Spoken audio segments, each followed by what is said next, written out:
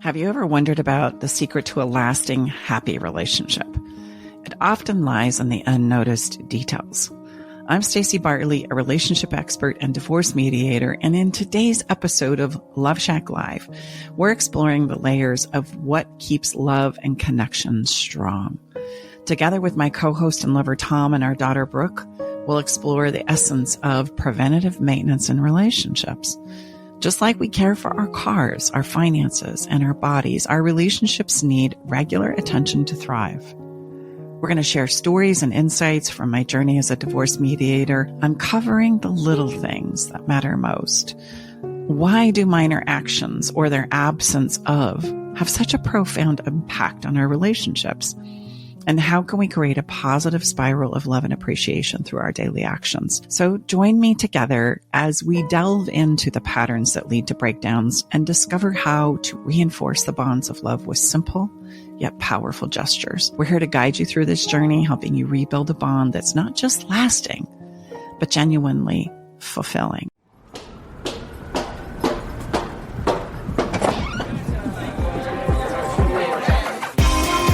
Hey, thank you for coming. Welcome to the Love Shack. I need to reveal to you that I am also a divorce mediator. I do very little of that in my practice, but it was something that I actually embarked on to help me get good with conflict. It was a personal decision as I was trying to develop my skills as a relationship expert. And so I had the privilege and honor of studying under a wonderful woman here in Sacramento that taught me the art of divorce mediation. And I worked with her for 2+ years with each and every case and couple. It taught me a lot about relationships. And if we were to start with the end in mind, and I learned case by case, couple by couple, what it was that ended up being the demise of their relationships, we start to see and understand that it's always the little things. And since then, in my passion to support the relationship journey, because I see that the relationship journey is at the heart of life. It is the foundation with which we build our lives on. And that if I have a good working acumen and mastery in relationships, it won't matter what other category I talk about in the journey of life. I'm going to have the skills and principles that I need in order to navigate it. Because in each and every one, I'm either navigating the relationship with myself or the relationship with others. This sent me on a journey of having the privilege and honor of studying and learning from some of the world's best. I've taken courses and yearly sessions with Esther Perel. I've been able to work with Lisa Ferenza into certifying of a trauma certificate for helping people through their emotional traumas, and sex credentials from Tammy Nelson, and some too that aren't so well known but still make an incredible contribution in the world in which we live in. From Utah to San Diego to around the globe, I am so grateful that I have the passion that I do to continue to bring the information that we need in order to support our clients at the heart, at the core. Because I truly believe that if you focus on the relationship journey, the journey of life becomes very rich and very beautiful. So I wanted to also, I'd like to add, you probably could wear the badge of being Leo Biscaglia's #1 fan. Yes, that is absolutely true. Unfortunately, I learned from him through his books that he left after his passing on the planet. But that's so cute that you bring that up, because it was actually Dad, ironically, that introduced me to him and his work. And I ended up getting on a used bookstore and like buying every copy of everything that I could find.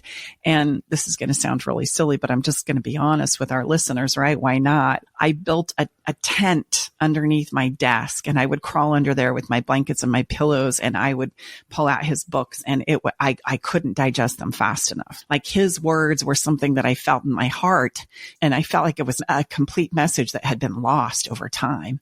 And I thought, oh, this is it. This is what I believe. This is what I know to be true. This is so helpful. And I fell in love with him. So yes, I truly do really respect and honor his work and his perspective and what he did, and resonate very much with what he was about and the legacy that he's left behind for all of us to continue to learn from. Truly a man who was before his time. Yeah. So I want to start our conversation today on this concept of preventative maintenance. where we get to discuss the idea of what is preventative maintenance in relationships and what does that look like. We don't talk about relationships in this light. It's funny. We just kind of expect them to be there always and forever for us, especially when we've married or found our person or had these feelings in the beginning that told us that there was something really very special here.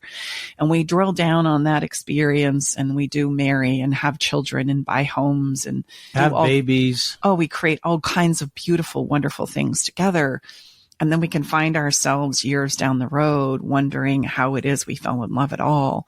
Or we have the pain and the remorse of, why can't it be like that? Like, how did we get here? How did we travel from this thinking I would never be in this place with you to contemplating maybe the dissolving of our relationship and letting go of many of these beautiful things that we've created? And that brings us to this concept of preventative maintenance. It is these places where we have routine care and understanding, where we know what makes our hearts tick and we know what makes our partner's heart tick. And now I'm just going to ask you, have you had those conversations with your partner? And have you had them lately? Because oftentimes what we'll do is we'll have them in the very beginning of our relationship. But as the years go, we get more focused on the logistics of life and solving life's problems than we do about, hey, does this thing that you used to love still make you happy and make you feel the way that I know it once did? And here's some changes that have occurred for me. And you're probably thinking like, Staci, you're talking nonsense. Like, absolutely not. We do not have that conversation, and it would be uncomfortable to do so. Well, have you ever thought that maybe that's the problem? Just that simple little thing. If we can't talk about what lights us up and what really works for us, and our partner can't and feels awkward in doing so, what do you think, or would you assume is going to happen? We're probably going to create more disappointment, and we're probably going to get less and less and less of our emotional needs met, and we're probably going to understand ourselves and each other less and less and less. And so it's this idea that is a piece of preventative maintenance, of having the conversations of, I do this for you because I love you. Is it still work? Or is there something else you would like me to do that makes you happy, that makes your heart sing? And here's what's going on for me. And if we both clam up because that's an uncomfortable conversation and we don't have the conversation, or the conversation starts to sound a lot like complaining or preaching or teaching, we're still not talking about those sweetheart messages that are just now not being had or not getting through. And I would say that's the biggest piece of preventative medicine that we have. And you're going to always find it in the little things that start to create the small disconnects. And it's those small disconnects that end up creating the major issues that we find ourselves in.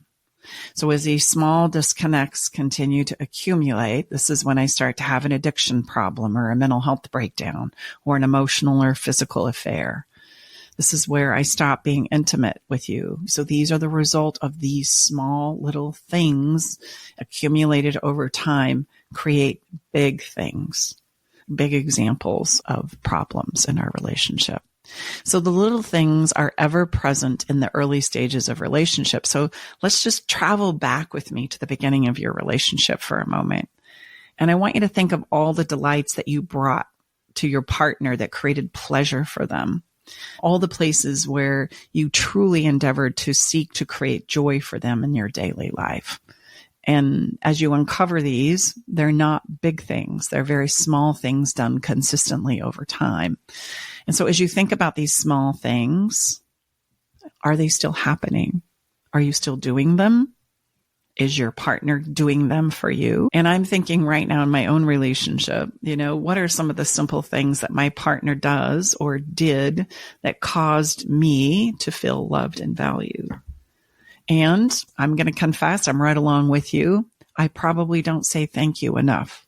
I probably don't let it be known enough that these are the things that make me feel loved.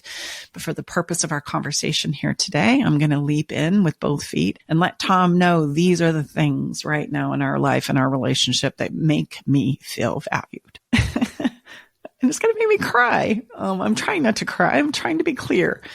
You call me a princess and you call me your prince. And that always makes me feel really special. You make my coffee and you set out my vitamins. And we need to talk about that one because you don't set my vitamins out anymore. You haven't been taking them. And you're willing to and checking in with me about how can I help you? How can I support you? What do you need today? And you anticipate. And as much as it makes me upset sometimes because I'm wrestling with my own need to be independent, you like anticipating what I need, I see and understand is really a thoughtful gesture. Stay with us. We'll be right back. Navigating the silent, complex moments of separation or your partner's need for space can feel like walking through a maze without a map. If this sounds familiar, know that you are not alone. This journey, filled with uncertainties and introspection, requires a gentle, understanding guide. Hey, I'm Brooke from Love Shack Live. We see you, and more importantly, we get it. That's why we created the Separation Support Bundle. A collection of resources designed to not just guide you through separation, but to offer comfort and clarity during these times. Our separation guide offers insights and support to help make sense of your emotions and the process of separation. And for those moments when words escape you, our guide on 10 texts to send when navigating space provides thoughtful prompts to help communicate with compassion. Plus, a soothing separation meditation to help ease the overwhelming moments. Because sometimes all we need is a starting point or a way to start feeling okay again. Remember, you don't have to journey through these complexities of separation alone. Our separation support bundle is here to accompany you, guiding you towards healing, understanding, and most importantly, the renewed sense of self. Visit stacibartley.com/bundle today to access your free separation support bundle. At Love Shack Live, we're all about exploring the real stuff that relationships bring, the good and the challenging. So let's tackle this together, because even in the hardest times, there's hope, growth, and yes, even love to be found. And I know sometimes I go, why you got to do that? It's just because I'm wrestling with my own need to be independent. And so I'm going to kick this around to the three of us because I think it's important. None of those are big. Not a damn one of them. And the most expensive feature on the menu here is my cup of coffee, which is a 20-cent maybe filter and 2 scoops of coffee and whatever I have for my creamer. It's not at all expensive, and it doesn't take a lot of time. First of all, I want to say this episode was inspired by a video that I found on TikTok by a divorce attorney, and he was talking about the small little things that eventually lead to divorce. Sometimes people ask him, how do I stay out of your office? And he says it's always the dumb little things. So I was like, ding, ding, ding. We can definitely do a podcast on that because like Staci said in the beginning, a lot of people know her as a relationship expert, but she really started out in the relationship part as a divorce mediator. So she really could reverse engineer how to have a successful relationship. Number 2, there's a really kind of funny, but also it can be kind of sad trend going on TikTok right now that perfectly fits what you're saying, called the orange peel test. And it's girlfriends saying to their boyfriends, I'm really craving an orange, but I really don't feel like peeling it. And the test is if the boyfriend will say, oh, I'll peel you an orange, or they won't, or they're like, oh, here's the orange, peel it. What do you mean? You're an adult. You can peel it.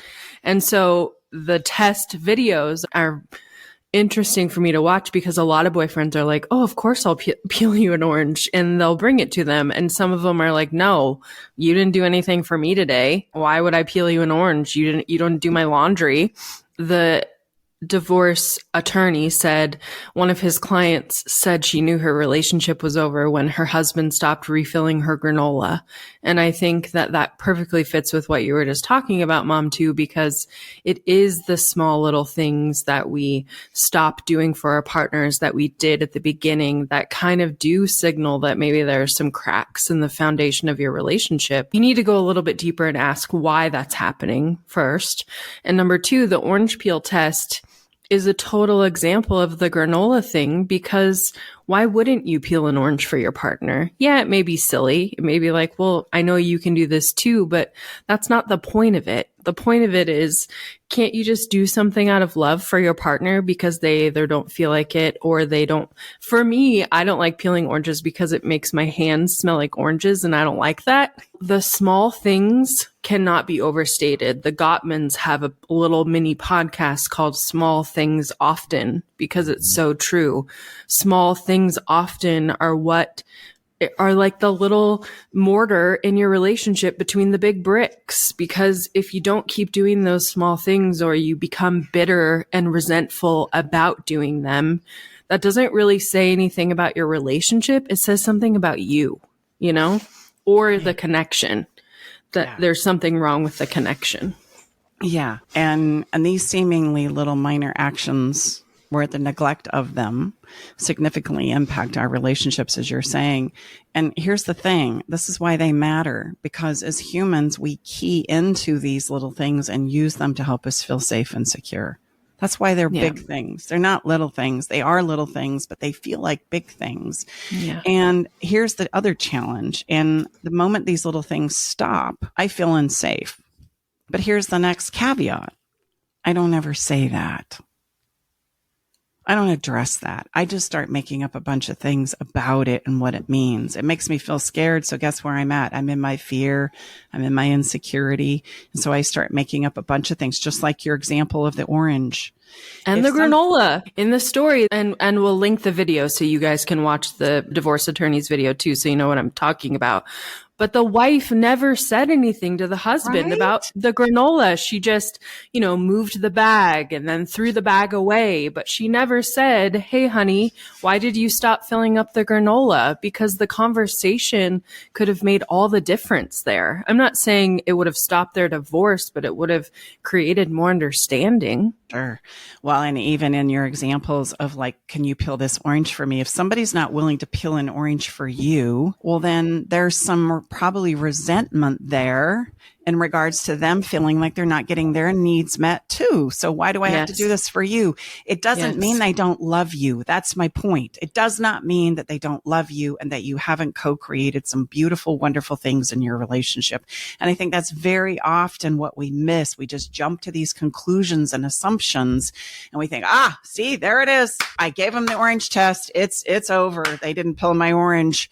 Without realizing, oh my gosh, there is so much more to the story, as they say. If I feel resentful that you want me to peel the orange because you don't do my laundry, what am I really saying? I'm not feeling like my needs are getting met too. And I'm starting to run out of emotional gas, maybe like you are running out of emotional gas because that's why you're giving me this test. In the first place. In the first place. So let's talk about that. If we could talk about that, but that's the piece we don't. Well, and I think both of those, just real quickly, both the granola and the orange, and we haven't said this in a while, but if you listen for a while, and thank you always for listening, we really appreciate that, is you're using the granola, not whatever that is, the test, and the orange test. But Staci shares often that you're sacrificing the circumstances for the experience. What is the experience? Why the husband didn't want to refill the granola, or why the husband or a special someone didn't want to peel the orange? What's going on below that? That's what we want to look at. Mm-hmm. There's the meat right there. And we don't usually step in and really investigate and ask and inquire. We're not saying leverage, manipulate, demand, and coerce. No, we're asking. There's two parts to this. The first is when you are doing those things that make my heart sing and that I love and that make me feel loved and valued, I don't ever let them know that. I don't let them know how important that is to me and where it is I go and how that makes me feel. There's also a lack of appreciation on that side. Thank you so much for doing those things so that they know that that's important and that's what makes my heart sing. Could we make a list of, make sure the granola is filled. That's what's going to make you feel loved. Or make sure that whenever you're handed an orange that you peel it because that's what's going to make your partner feel loved. I mean, think about what we're saying here. And here's the interesting thing is we are all very unique in that way. As much as we think we say, I just want to feel loved. I just want to feel heard. I just want to spend more time with you. For us as individual humans, when we start to drill down on that very simple word, it means very different things to us all. So for example, if I said, spend time with me, that's what I really need. Time doing, what does that look like? And if you were to check the box in your own mind, what would be happening when you felt fulfilled in that place of feeling like I took the time to connect with you? There's going to be some very specific things that you're longing for and looking for. And we don't say that. What I say is just spend time with me. And I go, well, I mean, we drove to Aunt's house. That's time. What's the problem? I gave you time. I don't understand. And that's genuine. I really don't understand. That's my concept of time. What's your concept of time? And this is where we would start to vet out things like these little things that sometimes happen by happenstance, but then end up like feeling really good to me, like the granola. I don't ever say anything about it. So it could be simply, yes, maybe I started to feel a bit resentful because I was doing all of this to please you, but you weren't reciprocating in my mind. And then I stopped doing it. And then what happens? We don't talk about it. Yeah, like the husband could have been like, oh my God, I refill her granola every week and she never even says thank you. And meanwhile, the wife is like, oh my God, he refills my granola every week and I don't even have to say anything and he keeps doing it. This is making me feel so loved. So I just want you guys to hear they're both having totally different experiences in their mind. They're not sharing them. One partner's is so positive and the other one is like, God, I'm resentful, negative. But how crazy is that they meant such different things to each other, you know? Well, that's the personal movie right there, what Brooke described. Yeah. And how about this one? Maybe the granola has nothing to do with you. Maybe the granola is I just started getting more busy at work or consumed with the kids or dealing with my own shit. And you know what? Doing the granola, I didn't think mattered to you anyway. And I decided that was the one thing I could let go of that wouldn't make a big deal in our relationship. After all, it's just granola, right? Because I'm dealing with a whole bunch of shit you don't even know about. So maybe it has nothing to do with you. And those are the things that we never consider. We sum it up by thinking it means this, and we never vet it out. So we stack on that as though that's the truth. Now, here's the kicker. How do you show up in a relationship when you think the person you're in love with doesn't care about you? Like shit. You give up. You're not being your best self. You let all the little things that you thought were wonderful before go because you're like, well, it doesn't matter anymore. Exactly. And do you think that might be the thing that creates the end because of the way you're showing up and then the way your partner responds to that? And then you respond to your partner and then your partner responds back. And then you do that a few times and we go, the race to the bottom. I guess we should get a divorce. Or you know what? I can't do this anymore. I need space. And that is how we get there. So, and no one has ever talked about the truth that entire time. Not at all. Why? Because we're too afraid. We're too afraid. Or we believe we know the truth, so we don't have to have a conversation about it.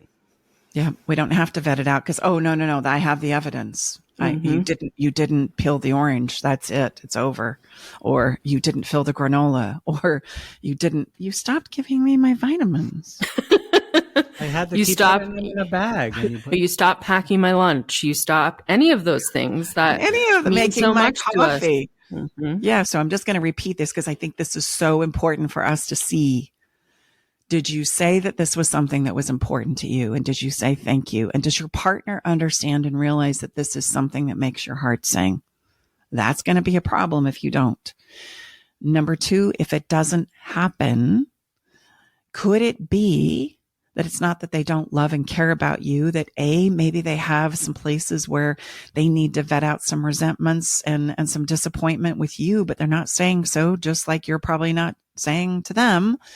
All right, maybe that's something we ought to have a conversation about. Hey, babe, what's up with the vitamins? I really appreciate when you do it. Right? Is it something I said? Is it something I did? And that's a great one. And I just say, because, babe, for a number of times, I would just end up putting them in a baggie and we have a number of the little packs up in the cupboard. So until we kind of get rid of the packs, and I don't want to feel like I'm forcing them on you. So I'm not seeing them, Santa doesn't eat the cookies, so I'm not keep putting the cookies out, but if you want me to continue to do that, we'll just keep adding them when you don't. I'm good with that because that, but So therein lies a great example, right? A great there. example. And the third is the assumption that it has anything to do with you at all. And we're not checking in and vetting those things out. We're stacking on them as though this little test that you threw out there is the truth. It turns into a conversation about, if I'm not happy, then why should you be? Because my needs aren't getting met, then why should I do my best to meet yours? And in doing so, I can also say, I'm doing all this for you. What are you doing for me? Well, you say often, babe, we go into these very fast assumptions. And Staci likes to say, rather than assuming, why don't we just get the intel directly from the person? And how do we do that? We need to have the permission and the emotional safety to ask the question, but you ask it genuinely. But then we'll know. We'll have the intel directly from the person rather than the assumptions that, as we just demonstrated between us. And listener, we do. This is our life and we teach it, for God's sakes. And Staci wants me to put the vitamins back out. So tomorrow I'll put them back out again. So I didn't know that. It's the first time it's ever come up. I say, honey, it doesn't seem like we're doing the vitamins anymore. I guess I'll put them out. Because I put them out. Brooke knows, man, your dad's a vitamin guy. They're coming out every morning for me anyway. It's no extra work. I just want you to know, babe, I never took it as though you didn't love me. I took it as though maybe you were exhausted because I wasn't taking it. Well, I mean, what if someone feels too stupid? What if someone feels like, oh, I don't want to tell my partner that refilling my granola meant so much to me because I feel like that will seem silly. You know what I'm saying? That's a very common fear that we have. That's going to be silly. I'm going to be too vulnerable. I can't go there right now. They'll think I'm an idiot, those kinds of things. And I want you to know they have them too. They have those silly little things that make their heart sing too. So remember, you're not the only human in the mix. We're all humans and we all have little things that are just really special and mean something to us. And unless we share them, we're never going to know because they are so unique and specific to us. So in this moment where we end up not sharing those little things and not talking about those little things, and then when those little things stop that used to bring us safety and they stop and now we feel unsafe, what I tend to do is I start setting up those little tests just to see, so I don't have to have the conversation. Just think about that. Like the test is the lack of having that conversation of saying, you know what? I really love it when you refill my granola. It makes me feel so loved and valued. Would you rather do that? Or would you rather give them an orange test? And which one do you think is going to vet out to more clarity and understanding in your relationship? Do you see how we can set ourselves up for major disappointment and we're still not getting to the understanding that we need? We just get more chaos and emotional pain and brokenheartedness because of the way we're setting it up. Literally in this moment where there used to be something done that made my heart sing, or I used to do something that would make my heart sing, I have a moment of choice. The person doing the little things doesn't realize this is a big thing for you, or you just think they know and they don't. So then I put them to a test and I wait and I watch to see. Now, remember, the person I'm testing doesn't know they're being tested. They don't know that there's all this weight and meaning on the backside as to whether they choose to peel the orange or not peel the orange, sticking with our analogy. They just think you're asking, and what's going to come up for them genuinely, if it's a place of resistance, well, then that tells you that there's places where they feel like you're not going to peel the orange for them either. Like if we were to reverse engineer the test even, right? Feeling the way you feel, would you peel the orange? And we get so lost in this place of dealing with our emotional hurt. And I make up so much about it that I'm really still not having a conversation that needs to be had. We're still not gaining understanding and clarity. And so what it is we need and long for is going to continue to elude us. I wait and watch to see if they'll remember the little thing for me once again. And I make up all types of reasons in my own mind as to why they stopped in the first place. And unfortunately, what I begin to make up is not that they must be struggling with something right now. And I probably need to check in with them to gain some more clarity about what's working and not working for them, and or see if I can maybe lend some support. Like, that's a joke. Where I go, it's more likely is I begin to make up a whole bunch of fearful stuff of what ifs. What if they don't find me attractive anymore? What if they're seeing someone else? What if they don't want to be here anymore? And now that I'm reeling in my own fears and insecurities, I show up differently too. I too stopped doing all the little things for my partner. But mind you, nobody's talking about any of this. Now we are living in our assumptions. And if we're talking about it, it's coming from a place of blame, beat up, preaching, etc. So next, we throw a test from time to time without anyone knowing they're being tested, which is when we confirm our fears and insecurities. Oh, see, that I must be on the right page. And this is how my relationship experience turns from, I love you, we got this, into you're intentionally trying to hurt me and take advantage of me, gaslighting me, don't care about me. So I'm going to do my best to not care about you either. And maybe if I get you to feel the pain I'm feeling, you'll finally understand what you're doing to us. And I want to point out, it's not me, it's us. It turns into this big blanket statement. So we become exceptionally self-absorbed in our pain. There, I said it. We do. And when I'm self-absorbed in my pain, I'm not even thinking that you're probably having a different experience and are wrestling in conflict and pain as well. And I attempt to manage my partner in an effort to alleviate said pain. If I can just get you to stop doing or get you to start doing these things, I'm going to feel so much better. And this is where it's like I want to go ding, ding, ding, ding, cue the shit show. It's like, ta-da! There it is. So you're going to manage me. I'm going to manage you. We're not going to talk about what it is we really missed or what we're disappointed about or what I need. I'm not going to take the time to understand what you need because after all, I need you to understand what I need. Now we're in that race to the bottom that so eloquently gets cued. And I share this with you today to highlight, yes, it's the little things, but it's also how we handle not getting our needs met with those little things. And where it is we go in our own minds and in our own psyche that creates the breakdown, that creates the divorces and the dissolving of the relationships that we once held dear. So I said we had a choice. Remember a few minutes ago, I said we have a choice. There's a moment where all of a sudden the little thing isn't being done anymore. And that's my moment where I can pursue something I want. I can let you know. I can inquire. I can ask. I can be that conversation of support to have the conversations about what it is we need. Here's what I need. What do you need? Let's talk about this. What's going on? Let's understand. And that is the moment of choice where we can either dive deeper into the hurt and the pain and the disappointment of that little thing, or I can actually put a positive emotional spin on it and start pursuing what it is I want, what it is that I would like to experience with you, what it is I would like us to co-create together, what it is I can do for you and ask for and advocate for what it is you can do for me.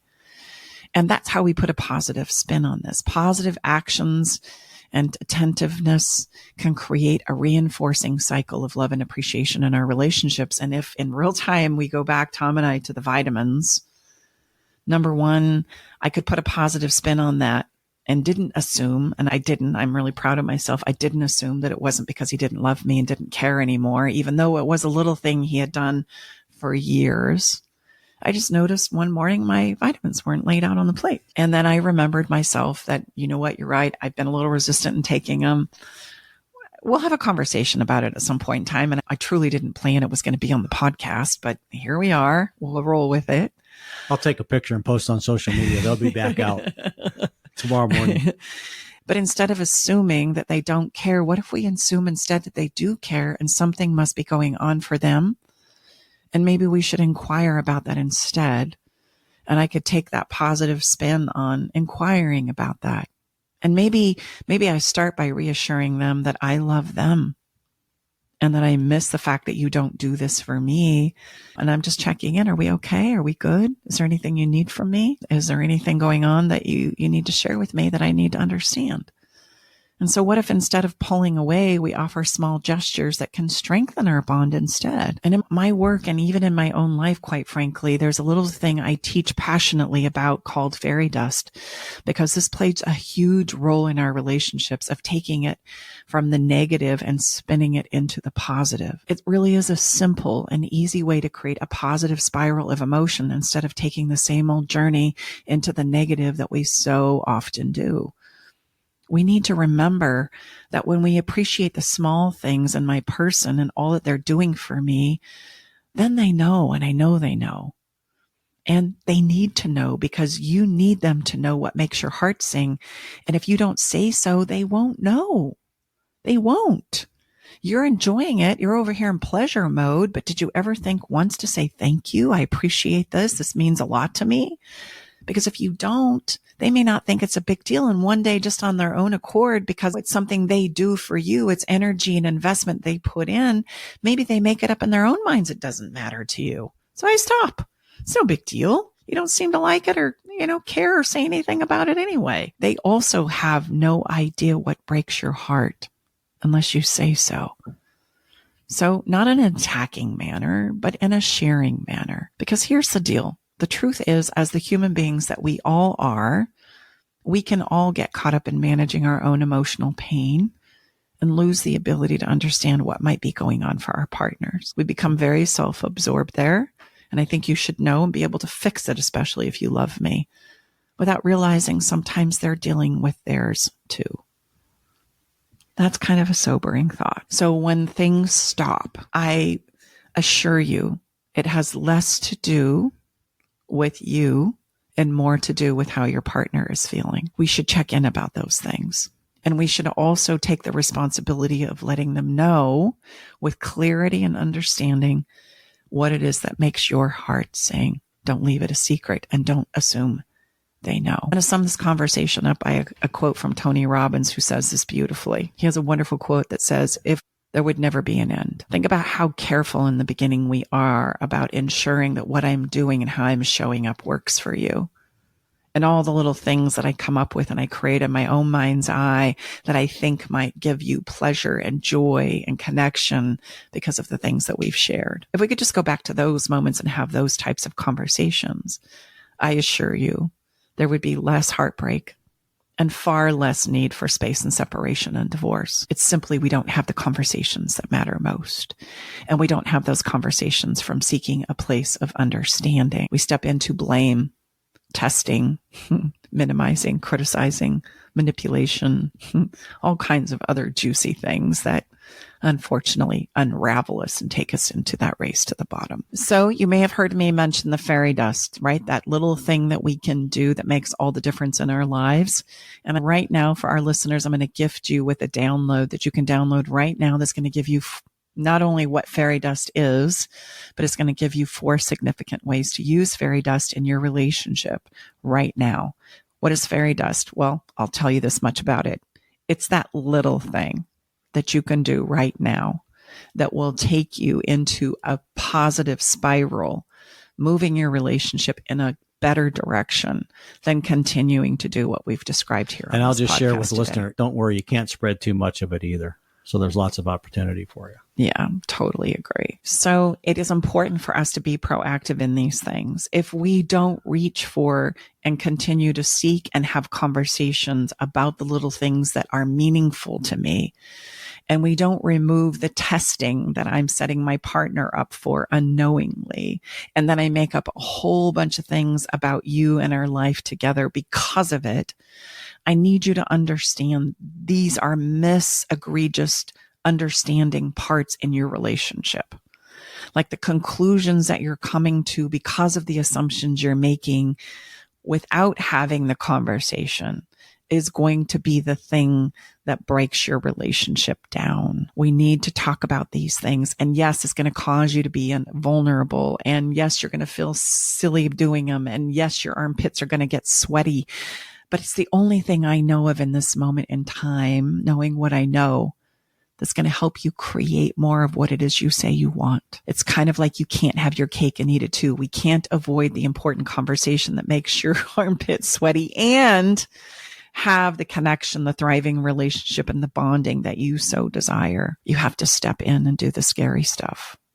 And that is, hey, this is what makes my heart sing. What makes yours sing? I want to learn. I want to know. Tell me. And hey, if you're not doing these things for me, help me understand what I can do to maybe make it better for you so that you will in turn feel inspired to make it better for me. Can we have that conversation? And if by chance you can't have that conversation right now, I get it. It's skill-based just as much as it is courage and bravery. It's difficult to muster up the courage and bravery you need to step into these places if you feel like you got no skill, right? So this is where we need to skill up and learn. And it just so happens that's the work we do here. So I would invite you to get some help and support. You can join a Love and Limbo session. You can join a roadmap session. The previous one that we started here recently is closed now, but the next one is open. So go ahead and sign up and jump in for 30 days. And I promise you, you will learn the skills you need in order to have these conversations. Yeah. The next roadmap starts February 25th. So we start on a Sunday, we end on the Sunday, and we have 4 calls, 1 per week in between those 2 Sundays, the beginning and the end. Yeah. And I also, lastly, will encourage you to share this podcast and join the community for ongoing support and guidance, which is our Better Love Club format. We're here to support you in these very important places because you know what? We all deserve love. We all deserve and are capable of having a wonderful relationship. What eludes us is the skills to create those things.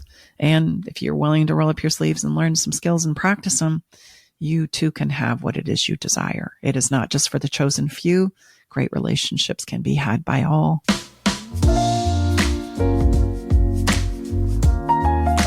Let's have a little bit of fun. And it was really easy today for me to come up with a follow the fun moment because I'm going to encourage you right now to reflect on your own relationship and seek out the small things that you used to do for your partner but stopped doing. How about this week you do it again? Just pick up where you left off. And then if you want to get really brave, inquire, do you like it when I do this for you? Like this, is this meaningful and helpful? Check it out, vet it out. So yeah, we're going to do some courage building as well as have a little bit of fun.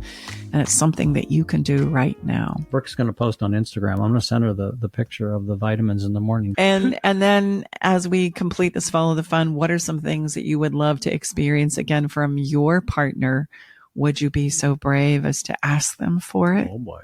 Ooh. Yeah. I also want to leave you with this thought: behind every expectation and assumption, there's an ask there that you're looking for. What is it? Instead of assume it and get upset because it's not happening, turn it into an ask. And I invite you to share your ask with your partner. And then I also invite you to share your stories with us. We would love to hear your success stories here. Like, these are big moments to celebrate. These are no small things that I'm asking you to do here. So let us know how it goes. As we complete our episode today, we complete it with a song. And immediately, it didn't take me long, my mind traveled back into a song that I used to listen to on consistent repeat, say back in like 2004, 5, 6. This is pre-Tom. Yes. Pre-Tom. It's a song by India Irie. And she had an album that came out that just really touched me. And I wore that CD out. Like, it got so burned out that I couldn't play it anymore. It would skip too many tracks. And of course, the song was on that album, The Little Things. She talks about outside of all the things that we think we're pursuing in our lives, it's always the little things that count. It's always the little things that warm our hearts and make life worth living.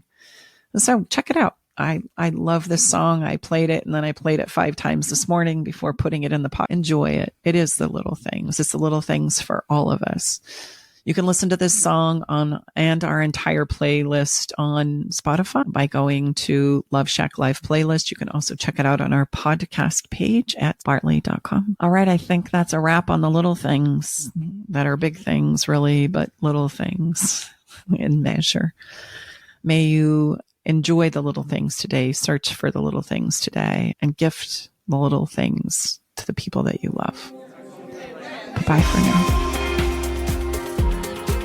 All right, it's time to leave the Love Shack. But before we part ways, we want you to know our door is always open, and we'll leave the porch light on, ready to welcome you back whenever you need a dose of relationship wisdom. For more resources and tools, visit us at loveshacklive.com to dive deeper into the topics we've explored and find additional support for your relationship journey. Stay connected by subscribing to our podcast. Thank you for being part of our Love Shack Live community.